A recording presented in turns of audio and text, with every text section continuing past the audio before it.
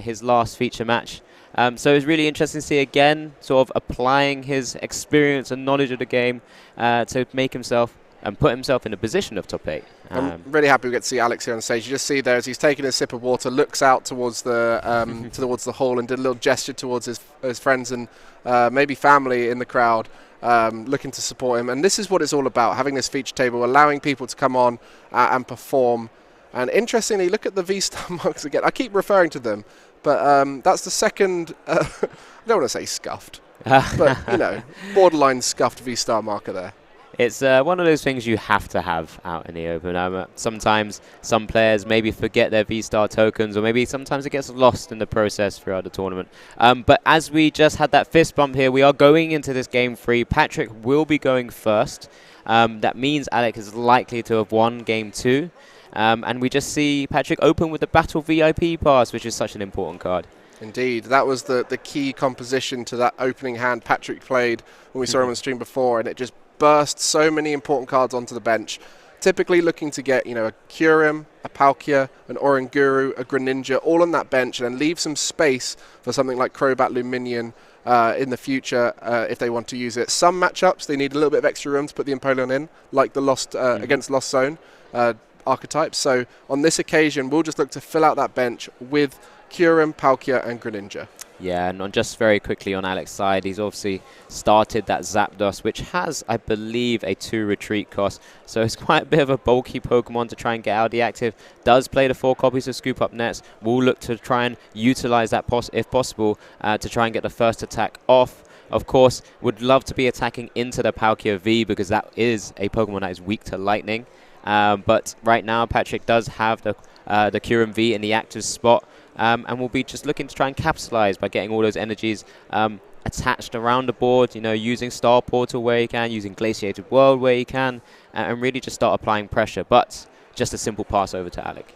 And yeah, Alex really wants to see that Mew in the front spot because it's such a key card for digging a bit deeper for all of those much needed item cards, of which there are many in the list. We mentioned Scoop Up Nets. You see there's another card being used.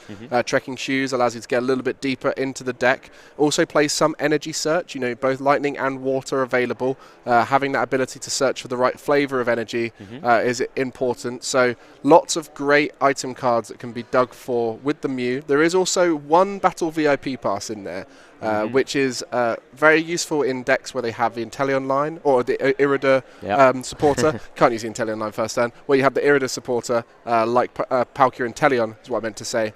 And that's where the Irida can get it if you go if you're going second and on your first turn there. Yeah, of course, but also allowing it to be picked up by the Celebrations Mew there with that Mysterious Tail ability, looking at the top 6 of your deck and choosing an item card there to put into your hand. A fantastic resource card there. It looks like he moved the Trekking Shoes to the top of the 6. Looks like he's going to look for an opportunity to dig a bit further. Does have that Vikavolt down on the bench there.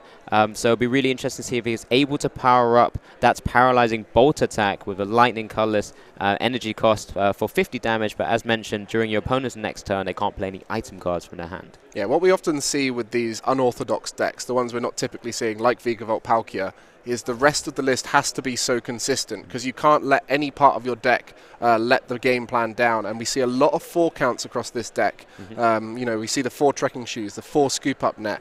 But then there are some counts, so I'm thinking, didn't quite have enough room to get everything you wanted. You mentioned Marnie, only the 1 Marnie. There's 2 Quick Balls, 2 Ultra Balls. So I can imagine the biggest downside of this deck has been some of those first turns where things have gone wrong. Yeah, definitely. And again, similar counts for like the boss's orders. There's only 1, so he's only going to be trying to target an active spot.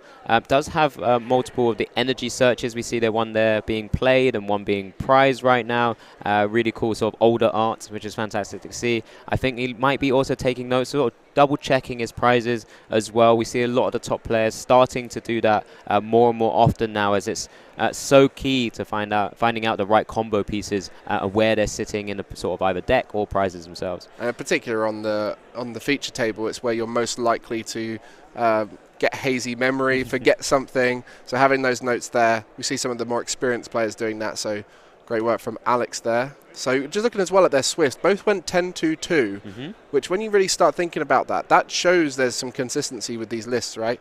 And the guys have got consistent game plans. They're not going to be making too many mistakes. That's the real key to these top players. There's a lot of players who don't make the top 8 who are consistent and good players, but their deck might not play well that day. They might get a bit unlucky or whatever it is. But in order to make top 8, you have to have those factors, right? You have to have good game plan, good deck, and play smart. Yeah, it's a number of things that they have to be considering every time they go into a tournament in terms of their preparation, in terms of, like you mentioned, the deck choices, the tech choices that they may also have in their deck as well. You know, Alex's deck, which has the 4 Celebrations Mew, he's going to hope to start that every single time to start getting himself in a position where he could grab one of those key items that he needs to, like a quick ball, if he needs to get another Crobat and start digging through items, and also other pieces that are really useful, such as the air balloons, the choice belts, and sort of applying that damage and the pressure as soon as possible. So there is the Crobat coming down now that I just mentioned, just to draw up to 6 cards. Does hit the Battle VIP pass and the speed energy. So there's quite a few options here to continue drawing through. And then looking for maybe an opportunity to discard. Wait, I don't even need to say that. There's the water already in the discard pile. Just looking for that Melanie where possible to then start using that Paralyzing Bolt. And that's the thing. When you look at the meta right now, most decks want to be going first because there's that evolution line which you have to get off. And Vikavolt, one of the few decks that can attack on that first turn and start that lock, as we've mentioned, through that Paralyzing Bolt. And so if he's able to get the Melanie with that Speed Lightning onto the Vikavolt and find a way to retreat the active. Oh, there it is. So there it is, that water going straight onto that Vikavolt. This is working perfectly for Alex right now. That Mew's still in the active spot, still needs a way to kind of pivot out of it. And then just attaching that speed energy, drawing an extra 2 cards as well. There it is. Another speed energy, another lightning energy there. So also ready, if needed to use the second attack of the Vikavolt V, which is that Super Zap Cannon, 190 damage, discard 2 energies from this Pokemon, and deals a base 190, which is fantastic. Lovely. Oh, actually, there was a second VIP pass list in the list. I think it looks like there's 2. Oh, right. That would make a lot of sense. Just miscounted that there. So if anyone's wondering how he's played a VIP pass and discarded one there, that's on us for miscounting. For a slight error in front of us, but absolutely fine. Oh, there's the cross switcher as well to put the Vikavolt V in the active spot. Is targeting the lightning weak Palkia V, understanding that's such a good support Pokemon for Patrick, and just applying 100 damage from the weakness that's applied to that Palkia V there. Really strong play, really strong turn. And it's just down to Patrick now to navigate without the use of item cards. What a turn, though. And I have just looked up, there are 4 Battle VIP Pass. I should correct myself. There is 1 Battle VIP Pass and 3 VIP Kampf Pass. So he's got the German variation there, which is why we missed it. Because, you know, in Europe, players will have a mixture of languages on their cards. All of the different languages across Europe are legal to play at tournaments. You know, you see that Battle VIP pass, you guys can see what the card is, you know what it does. Yep. So able to play them there. So has there been a deck this weekend where it hasn't featured a VIP pass? I'm not quite sure. But yes, that's just one of the few things that, again, we spoke about sort of the early turns to kind of help set up. You know, he's gotten to that stage of 10-2-2 in terms of a record, getting into top 8. But just as we're talking about that, Patrick has been able to very quickly just evolve up the Palkia V-Star, it looks like use the Star Portal ability to attach all those energies to the active, and then just take a massive knockout, having gone first, and not really having to set up too much more beyond just getting energy on the board. Yeah, Alex looking to get the potential attacker with Palkia up, assuming that there wasn't a way to get the V-Star. You know, he's done so much with the disruption, the hand size, you kind of make an estimate. And unfortunately, all of the pieces were there in the evolution required. And it's one of those, in hindsight, you go, maybe I should have put someone else up to the active. Maybe I should have put the Greninja up. If I kept the Curium there, it might have been tougher. At the end of the day, all of them would have been able to power up through that Star Portal, which is why it's so effective in this deck. A quick surge of energy thanks to that V-Star ability. And now that's something he doesn't have to worry about. It's not going to be a case, but really all in on that Vikavolt last turn because there was nothing prepared to follow up that attack. Yeah, definitely. And I guess just quickly double checking, of course, just recalling that there's a Zapdos also on the bench. So it was actually 120 damage on that Palkia VStar there as well. So with the paralyzing bolts, it goes up to 60, and then ×2 for the weakness. Just as we're talking there, Alex has just pulled out with an Ultra Ball his own Palkia VStar onto the bench there, evolving up there. So we're just kind of mulling over a couple of options. You know, it's a very important stage of the game now where he's just picked up that Luminion as well. Looking to get that Melody and just get possibly a return KO. Now that it's been softened up a little bit by the Vikavolt, this also means that Patrick, having used the V-Star Star Portal ability, won't be able to sort of, with no other Palkia V-Star, having already used it, won't be able to power up that Kyurem VMAX in such ease compared to normal. Yeah, no lock, but like you said, softening up the Palkia. And this is the interesting thing here, is if he can power up the Palkia here with that Melanie and naturally attach it, he keeps that Star Portal in the future in case he wants to use it for anything. And I'm genuinely so impressed with the way this deck has been built. It seems, you know, obviously we're seeing one example of it here, but it seems to be pretty consistent. There's so many options available to get that energy into play through the Melanie, and it kind of reminds me a little bit of that mindset. Every single turn you want a welder back in the day. It's that every single turn you want to get a Melanie off. So playing around that sort of effect here. Does have the extra Vikavolt in the V, so just to put onto the bench with the speed energy, maximizing the use of actually being able to draw cards, trekking shoes there, discarding the water and drawing further, digging into the deck. Did use a Super Scoop Up, the Scoop Up net, sorry. Super Scoop Up's one of the older cards, very similar effect. But using Scoop Up net there to pick up the Zapdos to be able to bench the Vikavolt V down does mean he's likely to have another option in his hand to move this Celebrations Mew as well. And there you go, there's the Air Balloon. Does use the Star Portal ability and swings away with Sospace Swell his own self. Now allowing Patrick to use items, but going to equal prizes with 4 remaining on each side.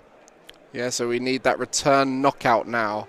And the Kyurem VMAX is a scary prospect. Can power itself up through Glaciated World. You could really gain a lot of energy in one turn. Yes, the Star Portal is an amazing way to do so with that discarded energy surge up to 3. But having a Kyurem VMAX in play, an Oranguru to allow you to put it on top, and the water energy on top will definitely work here. You can see all of these item cards that were stockpiled up from last turn where they couldn't use them from the Vikavolt, all going to good effect here to set up that Kyurem VMAX. Yeah, and Patrick, you know, he's already been sort of eyeing up his lines ever since Alex has kind of been working towards a Subspace Swell knockout. So knowing he was going to get the Oranguru, knowing he was going to use the Capacious Bucket, knowing he was going to get all these energies around and start using things like Glacier World, which he's just done there. Now having 2 energies on that Kyurem. Still hasn't attached for turn yet. And Melanie available too. And Melanie available in his hand as well. So a number of ways to get so much energy bursted onto the active Kyurem VMAX. And one of the things we've mentioned this whole weekend, Kyurem VMAX and Palkia's biggest weakness is that final knockout, because it often runs out of energy so quickly, especially if you get a knockout with the Kyurem VMAX, you discard all that energy. And so first of all, you have to get it up to 3 water energy to even hit the attack. Then you have a base damage of 120, and for every energy you discard, it does an extra 50 damage. Sometimes it can be very tempting to get greedy and try and get that one-hit knockout, but if you discard all of those energy, you got a big high retreat cost with 3 retreat costs on that Kyurem VMAX in the active, unable to work out, and that's where Roxanne has been so effective over the weekend, disrupting post-Kyurem VMAX knockouts. Yeah, definitely. We've seen it multiple times on the feature games so far whenever we've had Kyurem VMAX on. You know, I think we saw it with Benji Pham when he played the deck yesterday, where it was after sort of taking 4 prizes, there was a little bit of a struggle to kind of close out the game after being sort of locked out, and Roxanne. But here we know Alex is only playing a Marnie, as I can see right now.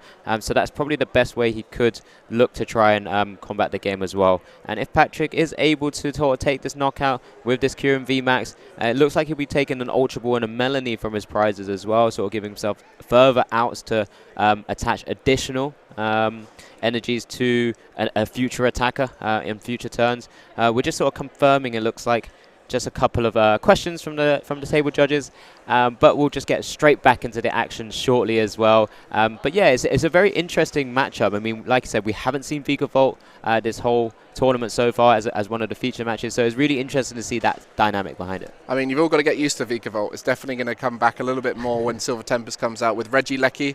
The featured Pokemon on the playmats here at this event will be coming into the next meta with Regieleki VMAX, doing a similar thing to Zapdos, but just a little bit better with 30 damage each time you put Regieleki into play. So Vikavolt's going to be powered up and disrupting with that item block, which, as you mentioned before, has been in the history of Pokemon for a while. Blocking use of items is a massive effect, right? Yeah, definitely, and it's not just how it's currently being used as kind of a softener against your opponent. There's been opportunities to maybe fully disrupt with other disruption cards that we typically see in control lists as well. All right, so we go back to the action here now. Everything's all cleared up. That Melanie just being played for the active Kyurem VMAX. And just before we came into frame there, it looks like the concealed cards of the Greninja had been used to get that water energy into the discard pile, as you can see by the Greninja turn just to the right there. And there's 4 water energy on the Kyurem, which is enough to get the knockout, as we mentioned. That's where you have to be really careful with your game state, as you're concerned over the prospect of being locked out, right? Locked out and disrupted. Especially against a Vikavolt, you're going to be thinking there's going to be other disruption elements in this list. And we spoke about it a bit with some of the other more niche decks, is you don't know what you're up against. You don't know what that 1 or 2 tech cards is going to be on top of the Vikavolt. So he's going to start thinking, is there a Roxanne there? Is there a Marnie there? What are they going to combine with that Vikavolt to fully disrupt me?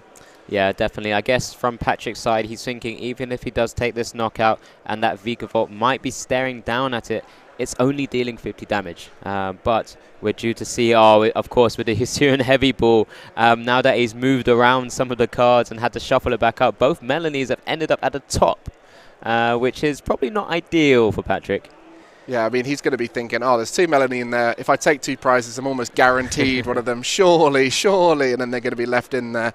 But again, this is a tough decision right now for Patrick. He's going to be having flashbacks of any of his losses that he's had, any game losses he's had, where he's gone for the big attack and he's been then disrupted out of the game, and he's opened up that opportunity here, goes for the knockout on the Palkia, takes those 2 prizes, no Melanie in hand, and now it's all up to Alex to try and find a way to lock him out. Yep, exactly. So it's passed back over. Lots of different options in his hand as well. Plenty of cards to try and figure out a route to victory from this point. No energies, as we kind of mentioned, on Patrick's side of the board. So he can take some respite here where potentially there's not really much of a chance to accelerate, maybe beyond 1 more Melanie in either deck or hand. Because I think only 1 has been used so far. No star portal ability. So we'll just be really interesting to see how this works out. Still has the option of using Glaciated World as well. Alongside that, Oranguru just may not be able to play item cards if Alec does choose to attack with a Vikavolt. Yeah, the Glaciated World is huge because so frequently we see Roxanne plus Path or Marnie plus Path to try and keep people from using their main abilities. And Glaciated World is an amazing way to accelerate energy for Kyurem, and one that doesn't really require item cards as well. And there is no stadiums. I was going to say there's no path on the side for Alex here, but there's literally no stadiums. The only way to bump stadiums is the Lost Vacuum. So the stadium war will always be won by the opponent to Alex here, and so he can't use path. And that's what we said, when you start smashing archetypes together, you have to start taking cuts, and one of the cuts Alex had to take here is accept that the stadium battle is not one for him. Yeah, and there we just see the Celebrations Mew, Mysterious Tail, looking at the top 6 cards. I think there was only 1 option, which was the Choice Belt, which will help to sort of increase the damage by that Vikavolt. He has no other attackers currently on the board, so it looks like it's going to be a Vikavolt play unless he finds a way to use up another Scoop Up Net to afford him a bench space to apply something else. But knowing that the Palkia V is already gone down, the VStar Star Portal ability on his side has also been used. It's now just kind of coming down to how much I can disrupt my opponent using Paralyzing Bolt. All right, so now we're going to have to see the game plan here. Alex is going to be the one who knows this deck better than anyone. I'm sure most people at home are wondering how this deck works. The Vikavolt disruption, a massive part. but we really don't know how much it's helped him through this whole journey. There's some decks, I was speaking to you beforehand, some decks will really get affected by that Vikavolt. Stuff like the Comfey engine, flower selecting requires so many item cards to keep switching it in and out, so you're not going to be able to chain as many of those as possible with scoop up nets and switch outs. And in other matchups, it's just about buying you a turn or two. Yeah, and there we go. This is one of those cards that kind of helped with the disruption aspect alongside paralyzing bolt. Using that Marnie that we just saw there, kind of reducing Patrick's hand down to 4 cards, of course, and then trying to lock him out using that paralyzing bolt where possible. Does have the choice belt, so will increase its damage output to 80 if it chooses to do so. And here comes a very quick ball as well, discarding that Mew, grabbing another Mew, sort of thinning out the deck, shuffling back across some of those Marnie pieces he put to the bottom of the deck. So right now, just working out the disruption plan. At this stage, the power output from Kyurem VMAX, should it get fully charged up, is just too much for any of the Vs on Alex's side, with none of them evolving into larger hit points Pokemon, but not. Was that a pass? Looks like a pass over. Probably didn't hit another energy to attach to be able to attack with that Vikavolt V. So I did see a little shake of his head a little bit earlier, but I didn't expect it to be as bad as I had thought. So Patrick straight over, being able to use that Capacious Bucket to start just getting energies just all over the board. And that's unfortunate as well. He can use concealed cards in that last turn to put a lightning energy into the discard pile, really hoping that the dig of the concealed cards plus the Marnie would be able to find him another energy. You know, playing 6 water, 1 lightning, and 4 speed lightning energy. There's a lot of outs there to potentially find through that dig, and just unfortunately missing on this occasion. So Alex not getting the attack off there with the Vikavolt could be detrimental. Yeah, and here we go. Just Patrick looks like he's just popping off right now. Does have the Melanie now in hand. The other 2, of course, in the prize cards just there. So just looking to try to power up this Kyurem VMAX. Maybe take an easy knockout, not having to discard any energies. That's the damage output of the Vikavolt is just not really high enough to really sort of handle the 330 HP of the Kyurem VMAX as well. So just kind of having to play, you know, fairly controlled, very secure. Just kind of knock out the active Mew potentially after having used the Melanie, and then just kind of hold its position until a Vikavolt comes up. And or anything else. The problem here is that Kyurem VMAX is going to stay in the active. So as long as that stays in the active, anything that comes up is threatened. Even stuff like the Palkia VStar will eventually get threatened because more energy can be attached. The only way that can be removed from play or removed from the active spot is through cross switches or through that boss, which are still in the deck, I believe. I still believe there's a boss in there, and we've used 2 cross switches early on, so there are options there to do so. But that will just delay the game, as that Kyurem VMAX will still be on the bench with all that energy in a choice belt. Yeah, so there we go. That's the attack announced by Patrick there. Going down now to 1 prize. Does get a Melanie out of the prizes. Alex is now just in a very sticky situation because there's nothing he can do much more with regards to actually reducing and not distracting, just kind of taking control of this game with Paralyzing Bolt and sort of disrupting the game plan from Patrick's side of the board. There's a lot of speed energy and the Melanie attached to the Vikavolt now. He's got plenty of energy this time, and also a concealed cards. I'm really sort of concerned about what options Alex may actually have at this point. There's an escape rope with the paralyzing. I missed that. Yeah, with the paralyzing bolt, there may be an opportunity to maybe lock out Patrick just by kind of bossing around and then kind of paralyzing bolting, because there's typically not too many options to actually retreat or switch around from Patrick's side. Only the 1 escape rope, 1 air balloon, of course, but they're also item cards which can't be played, so then it just comes down to energy. Yeah, and you see they're going for the Mew, the Celebrations Mew, to get another chance to look for more. Not happy with the idea of going up and using that Vikavolt just yet.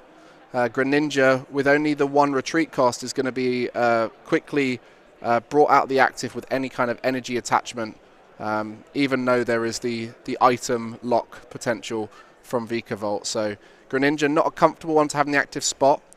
At this stage, any kind of attack is going to be hit with a return knockout from that Kyurem VMAX. And oh, there's a cross switcher. Okay. straight into the Empoleon V to try and distract and disrupt Patrick as much as possible at this stage. Is a double retreat cost to be able to get out of the active. Does have that Melanie, of course, to kind of get an energy from the discard pile, should there be one, and maybe if there's a water energy or some form of energy in hand to use to retreat, we'll still take the knockout on this Vikavolt here.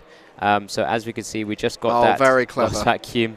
So what I think there he's done is a Lost Vacuum on his own choice belt is to change the numbers so that it will leave that Empoleon on 10 hit points. And with Scoop Up Nets and the Headbutt Tantrum from the Zigzagoon, that's the only way to be able to take multiple prize cards in the same turn here with that Vikavolt. So just recognizing the numbers, we can clearly see how much of a mind Alex has for this game, seeing that route there. Yeah, it's fantastic to see. There's a number of options here from Patrick, unfortunately, and there's the Scoop, the Oranguru and the Glaciated World to be able to attach to the active. Empoleon V is the first easy way.